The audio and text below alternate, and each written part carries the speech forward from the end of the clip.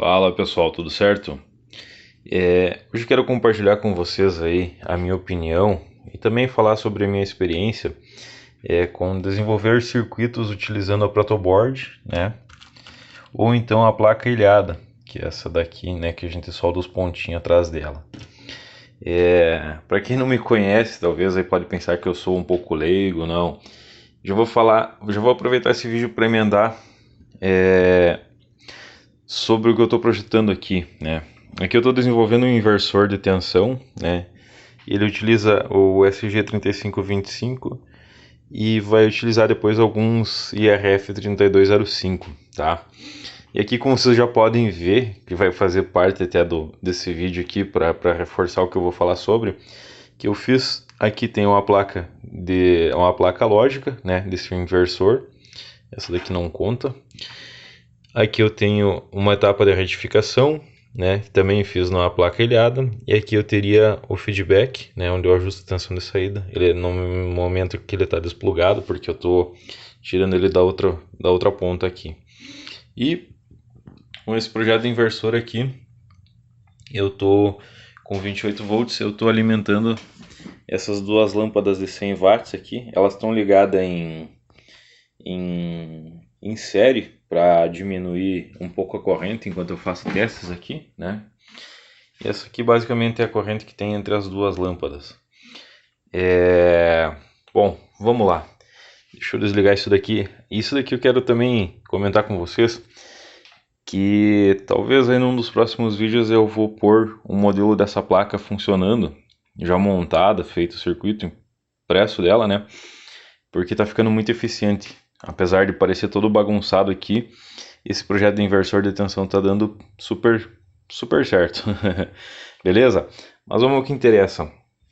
Vamos falar então aqui sobre o que eu penso, né? E quais são minhas experiências com protoboard e com placa ilhada. Como vocês estão vendo, eu deixei já aqui, apesar da mesa estar bagunçada, algumas coisas estão propositalmente aqui. Esse aqui é o exemplo de uma placa ilhada que eu montei um circuito e eu utilizo ela até hoje. O que é isso daqui? Isso aqui é uma placa para mim gravar os ESP, aqueles ESP 8266, né? Então eu plugo o ESP aqui em cima, né? Em específico o ESP07 com adaptador, e que eu faço essa conexão com o computador, né? Para gravar. Aqui tem o botão de reset, tem o botão de boot, né? Enfim. LEDs que indicam a comunicação serial, né? Enfim, esse é um exemplo de placa de uso que eu fiz, né? Eu utilizo ela, eu fiz o cabeamento por baixo aqui para não ficar muito poluído, né? Mas enfim, é um projeto funcional, eu utilizo há 2 ou 3 anos já e não tem problemas, beleza. Mas obviamente que o que for algo definitivo mesmo, eu pego e faço a placa mesmo, desenvolvo o circuito. E aqui está um exemplo de essa daqui está um pouco suja, porque essa placa aqui fica dentro de uma máquina de sorvete, de várias, né? Foi feito um lote aqui, tem atualmente 15 dessas em funcionamento, e ela serve para comunicar com outro sistema que eu tenho quando o funcionário alavanca a máquina de sorvete.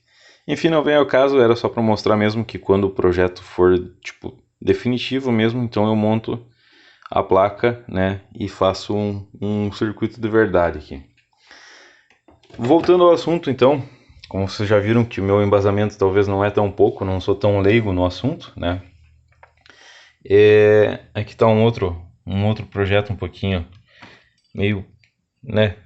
Tem um pouquinho mais de componente soldado, né? Também utiliza uma placa. Isso daqui nem lembro exatamente o que é hoje. Eu acho que ele fazia o controle de carga de umas baterias e funcionava como uma fonte no break, tá? Mas também, né, não vem ao caso. Vamos falar então, curto e grosso, o que eu penso sobre a protoboard primeiro. Protoboard para mim é um lixo, tá? Mas um lixo mesmo. Na minha opinião, não serve para fazer circuito, nem coisas muito básicas. Porque o que acontece? A protoboard eu já testei várias marcas. Deixa eu mostrar para vocês aqui minha gaveta aqui. Ó. Isso aqui tudo é protoboard, né? É de uma marca essa daqui é de outra marca. Aqui eu tenho algumas que talvez não foram nem abertas, ó. Mas eu tenho protoboard de tudo que é marca aqui. Já fiz experiência com umas 10 marcas diferentes. Ou mais aquelas que estão na bancada. E que tem um pouco de placa ilhada, tá?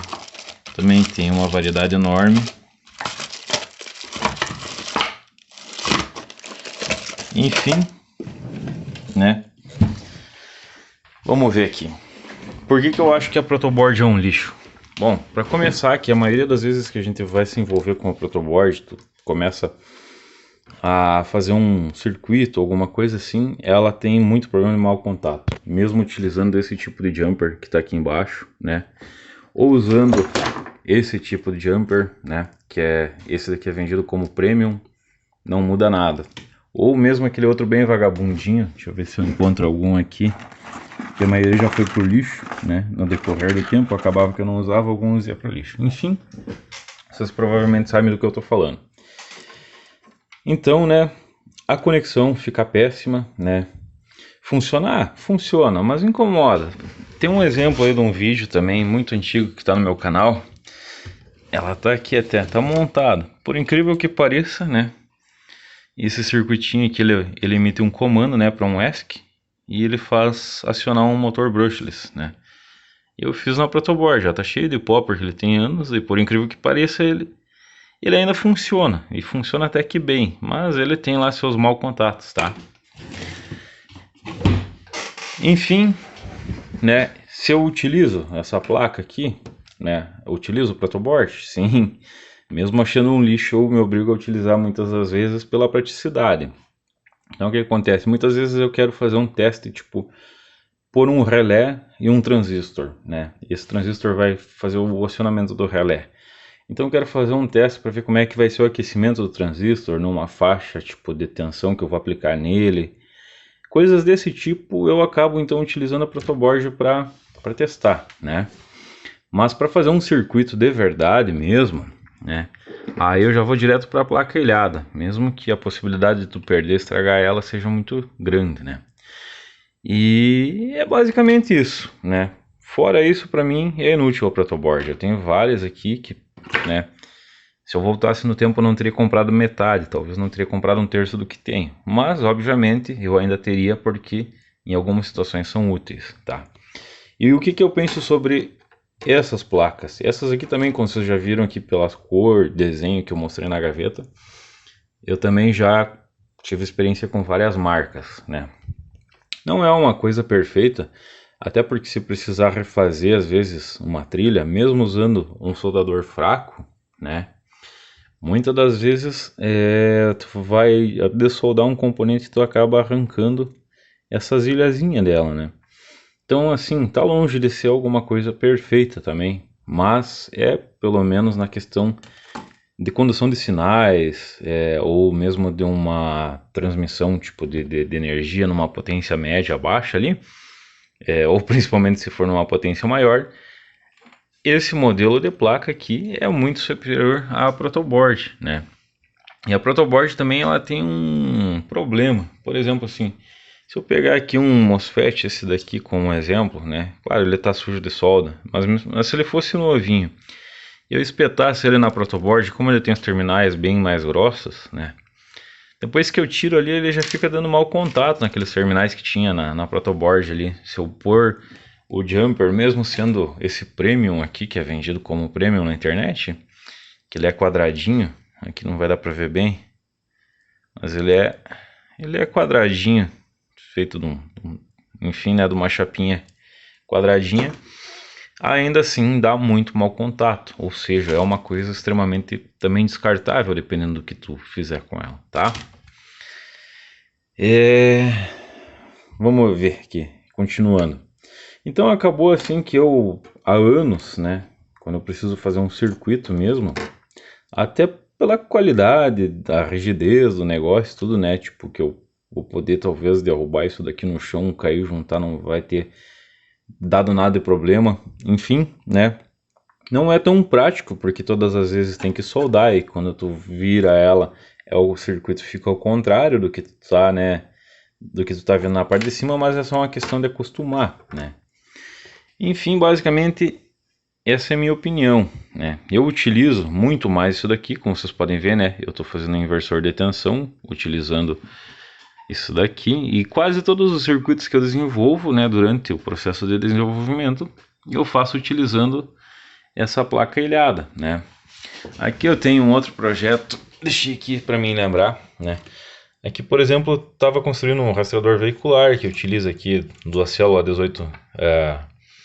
18650, aliás, né? Que ela tem dois reguladores de tensão e aqui teria, né, 3 protoboard porque eu espetava placas mais ou menos tipo que era mais ou menos já feita padrão, né? Não tinha muito componente para mim trabalhar, né? Então eu praticamente só interligava placas aqui. Então acabou que me serviu isso daqui, né? Mas no mais é muito raro eu usar uma protoboard se não for só para fazer teste de um ou dois componentes e só, né? Para por aí geralmente. Beleza, pessoal? E essa opinião aí talvez vai gerar muita crítica, muita discordância, né? Mas o campo dos comentários está aí para a gente trocar uma ideia. Esse vídeo também é um pouco talvez mais pensado naquele pessoal que está iniciando na eletrônica como hobby aí, como é o meu caso, né?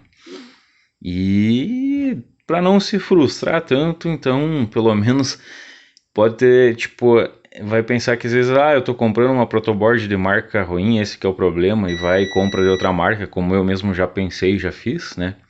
Mas na prática o problema é que a verdade é que todas as protoboards, mesmo as de marca boa, ainda são ruins, tá? É a minha opinião, pessoal, beleza? Mas como falei, né? O campo dos comentários tá aí pra gente discutir sobre. Um abraço para todo mundo aí. Tchau, tchau.